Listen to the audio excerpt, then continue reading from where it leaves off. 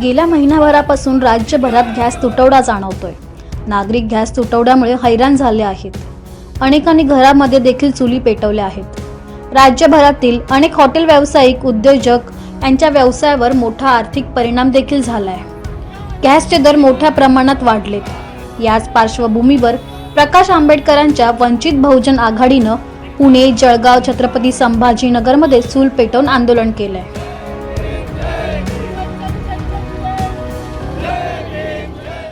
वंचित बहुजन आघाडीच्या वतीने आज राज्यव्यापी सिलेंडर या विषयाला धरून आंदोलनं पूर्ण राज्यभरामध्ये जिल्हाधिकारी कार्यालय, उपविभागीय कार्यालय, तहसील या ठिकाणी चालली आहे। देशात या क्षणाला ज्या परिस्थिती उभी राहिलेली आहे की जागतिक पातळीवर उभ्या असलेल्या युद्धजन्य परिस्थितीमुळे देशाचे स्वतःला कर्तृत्ववान म्हणणारे पंतप्रधान महोदय यांनी कुठल्याही प्रकारची निर्णायक भूमिका न घेता, सर्वसामान्यांच्या जीवाचा विचार न करता आपल्याला कातडी बचाव अशी धोरणं ठरवत ज्या पद्धतीनं पावित्र्य उचलले आहे, त्यामुळे देशभरामध्ये गॅस सिलेंडर जो की आपल्या सगळ्यांच्या जगण्याचा एक महत्त्वाचा भाग झालेला आहे, तो कौटुंबिक गरजांपासून रस्त्यावर असलेले छोटे छोटे व्यावसायिक की ज्यांच्या कुटुंबाचं पोट भरण्यासाठीचं साधन हे सिलेंडर आहे, हे सिलेंडर इझी टू अवेलेबल होत नाही आहे। आणि याच प्रश्नांना घेऊन आज आम्ही इथे वंचित बहुजन आघाडीच्या वतीने जळगाव पूर्व, जळगाव पश्चिम संयुक्तरित्या जिल्हाधिकारी महोदयांना निवेदन देण्यासाठी आलेलो आहोत। हे निवेदन देत असताना आमच्या प्रामुख्याने त्यामध्ये मागण्या आहेत की गॅस सिलेंडर वेळेवर मिळण्यासाठीची निश्चिती दिली जावी।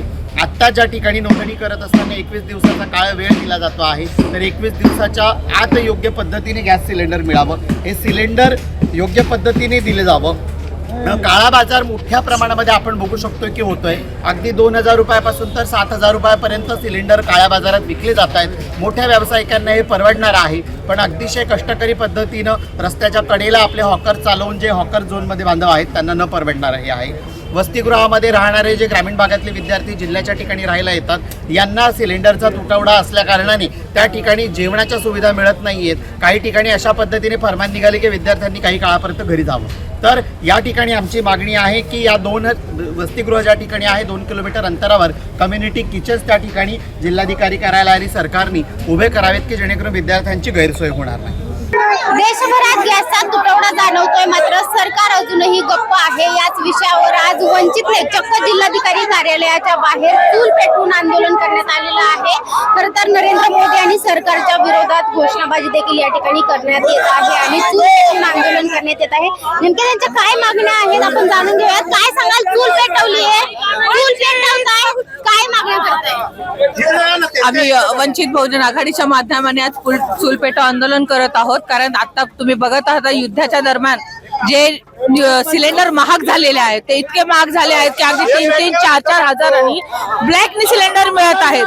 आणि एवढी आमची जनसामान्य लोकांची कुवत नाही की 3-3, 4-4 हजारांनी सिलेंडर आणून घरामध्ये घर चालवण्याचे। अक्षरशः फ्लॅट मध्ये सुद्धा आता चुली पेटवण्याची गरज येत आहे।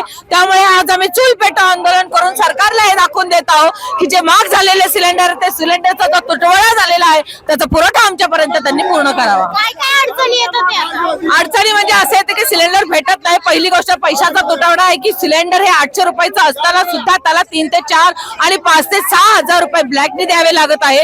तसे सिलेंडर भेटत नाही म्हणून लाईनीमध्ये आम्हाला दिवस उभं राहावं लागत आहे आणि त्याच्यामध्ये आमच्या महिला भगिनींना चक्कर येते, त्रास होतोय, आजारी पडतात, ते उन्हाचा त्रास होतोय, उन्हाच्या झळा लागतात। हे होऊ नये या संदर्भामध्ये आजचं आंदोलन आहे। तुम्ही काय सांगाल, आता काय काय अडचणी येतात? ते जिल्हाधिकारी एकीकडे सांगतात किंवा सरकारकडून सांगण्यात येते की तुटवडा नाही, मात्र तुम्ही या ठिकाणी चूल पेटवताय। वेळोवेळी आम्हाला सोशल मीडियाच्या माध्यमातून सांगितलं जातंय की गॅसची कुठलीही अडचण नाहीये, परंतु खऱ्या अर्थानं परिस्थिती बघितली तर प्रत्येक वेळी आम्हाला गॅससाठी तासनतास लाईन मध्ये राहावं लागतंय।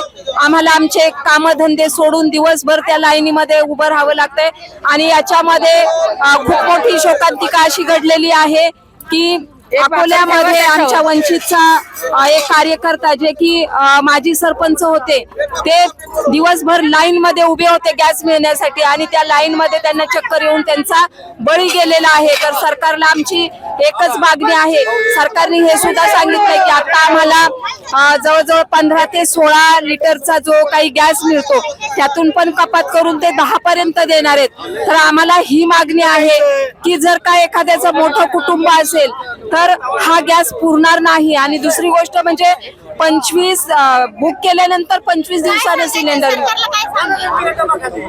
लवकरात लवकर त्यांनी आम्हाला गॅसची तुटवडा जो झालेला आहे तो नियमित पुरवठा झाला पाहिजे.